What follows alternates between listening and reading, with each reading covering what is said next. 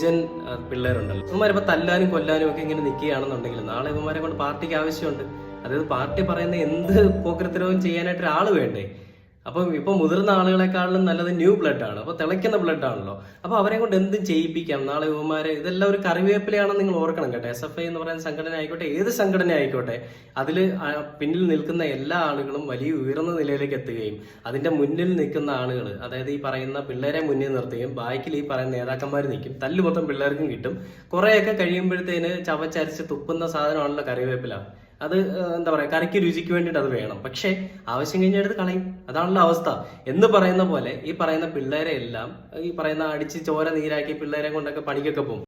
ശരിക്കും പറഞ്ഞാൽ സർക്കാരിന് ജയ് വിളിക്കാനും സർക്കാരിന്റെ കൊള്ളരുതായ്മയ്ക്കൊപ്പം കൂടെ നിൽക്കാനും സർക്കാർ പറയുന്ന എന്ത് ചെയ്യാനും തല്ലാനും കൊല്ലാനും നിൽക്കാൻ വേണ്ടിയിട്ട് വളർത്തിയെടുക്കുന്ന ഒരു കൂട്ടം ജനതയാണ് ഈ പറയുന്ന SFI എന്ന് പറയുന്ന സംഘടന ഉള്ളതെന്ന് ശരിക്കും പറഞ്ഞു കഴിഞ്ഞാൽ ഇല്ല എന്ന് പറയാൻ പറ്റില്ല.